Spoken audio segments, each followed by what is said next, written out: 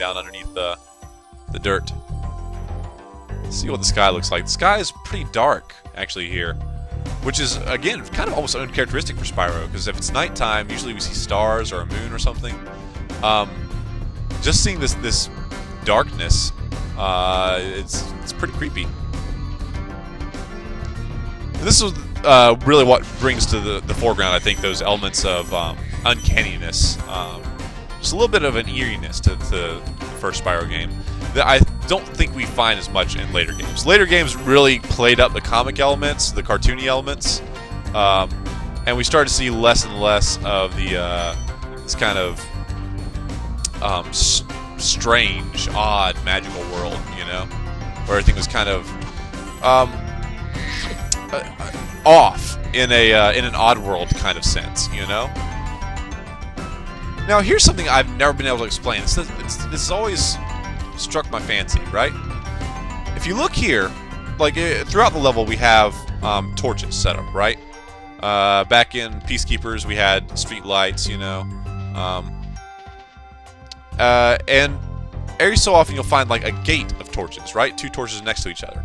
Now, if you look out through here, you'll see there's another gate of torches further out, and another gate of torches further out, right? Along with those weird witch huts, you know? Now, I've got a save state, so I can explore this. But it's almost like there is a pathway out here leading somewhere. And it's very, very, very peculiar. I've always been very curious what this is. You know, I don't. It could be nothing, but I don't think that. You know, I think that this is perhaps an area where they had intended to design the level a little bit further out. May have a little extra hidden area over here. That if you could make all these glides, that you would make it to a tree stump and find something. It's very strange that we have this road to nowhere, as it were. And it's always captured my fancy, especially as a kid. This is one of those things that really got me. It's like, okay, there must be something out there beyond those torches, you know. It seems very, very conspicuous for sure. All right, let's go back to exploring this. Love those crazy witch huts they have out there. Just everything is just the right kind of creepy, you know. Not enough to be actually unsettling, you know, or be scary, but to really just make you wonder, like, what's out there? All right, so I got to time this right. Boom! Oh, can I make it to him? I don't think I can make it to him. Oh, he got me. Got him. Now here we do see some tree stumps that we can glide to. And that was kind of dumb. I shouldn't have glided there. Yeah, I could glide there from that last tree stump. Fortunately, they have a way for me to get back. There we go. There must be a way we can get out to that one, right? Yeah, we'll find it. Get him! Ha-ha!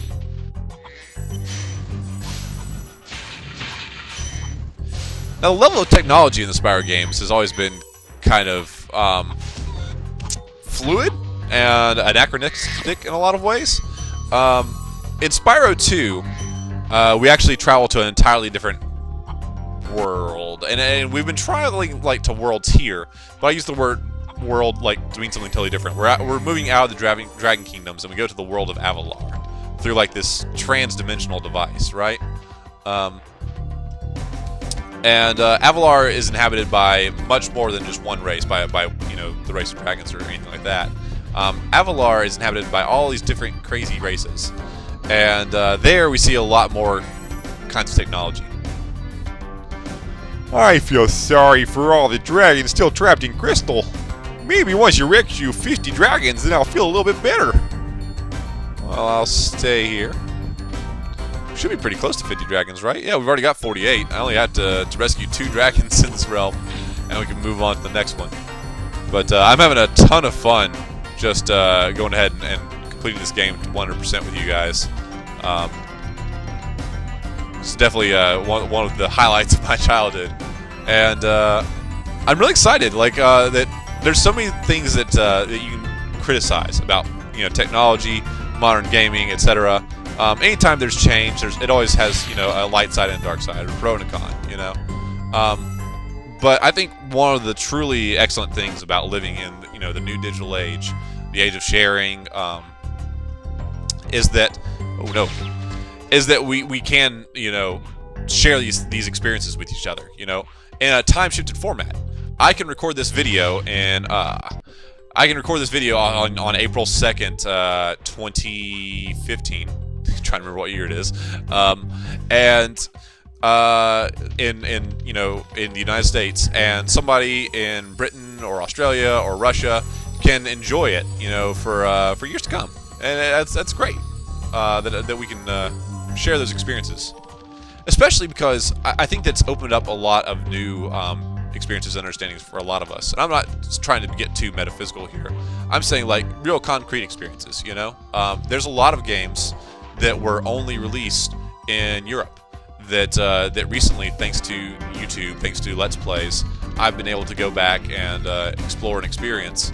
And that was just a cultural barrier that I didn't have the opportunity to breach before, you know? Or, you know, hell, I can order a game on Amazon from Europe, you know? So if I actually wanted to play a PAL version of a game, I could do that. I did get a key. I'm trying to remember where we saw that chest for it, though. Where's the chest? Is it one of these huts? It might have been one of these huts. Oh, I remember. The chest was right over there next to the balloonist.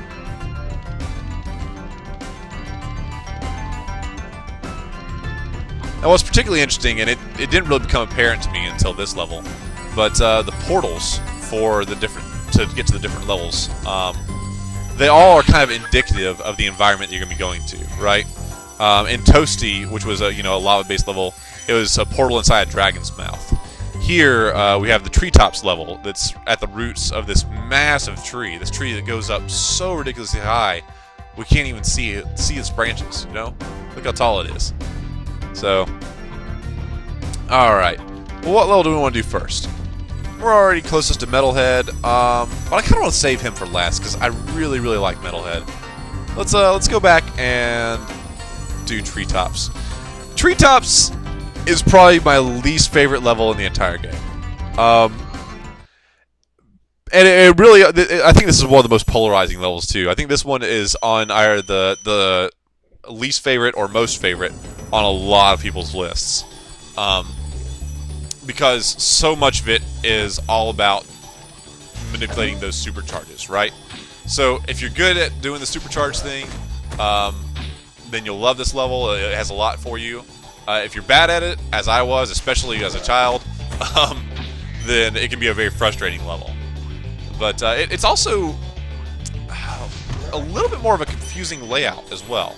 I mean, back in, what was it, High Caves in the Magic Crafters world, from the very beginning, we had two branches that we could follow, right?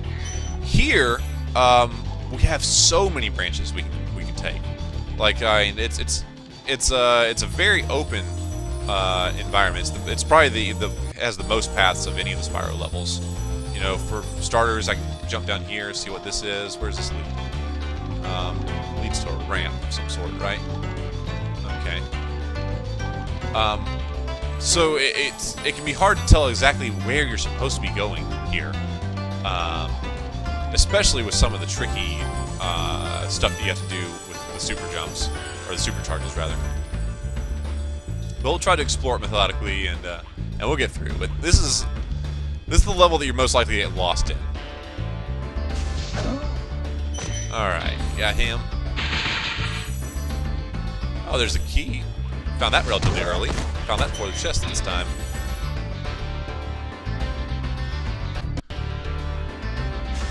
It's pretty cool that they had this treetop city here. These like mile-high trees, you know.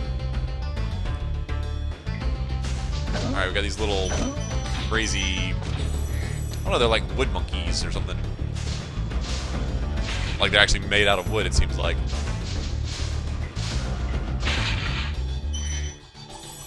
Alright, got that. You know, playing through these environments in 1080p, and I'm really getting to appreciate the artwork a lot more. It makes me kind of question, like, how many little details did the developers work into games back in this day and age that went totally unnoticed by gamers, you know, just because we didn't really have the opportunity to scale it up to full resolution, you know. Like that little element of just like discovering that those pigs in the main world had wings. I never knew that. This game's been out for 15. Wait on. Yeah, over 15 years, and I never knew that the pigs had wings until now because I never played it on a high enough resolution.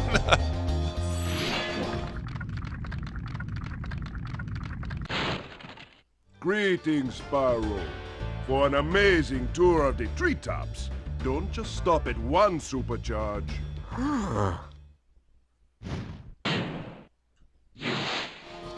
Again, so we already used multiple supercharges back in that other level in Magic Crafters. What was it? Wizard Peak. But here we have the game hint, just, you know, in case you didn't get that before. Woohoo!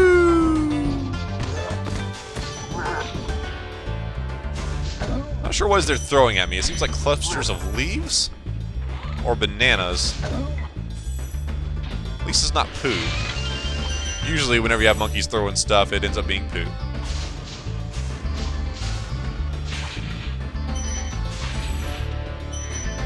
Alright. Have these interesting pillars with these little emblems on them. Like a dragon's claw with a gem inside of it.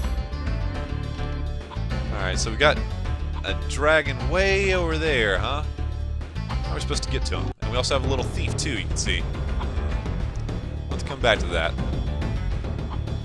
Now, we can glide over here. Head down this supercharge.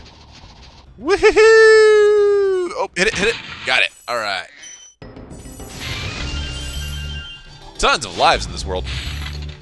It's because you kind of need them. Like, if you're not really practiced with this game, if you're going through here the first time, you can end up dying quite a lot. Just because there's so many wide open spaces that you can fall into the abyss.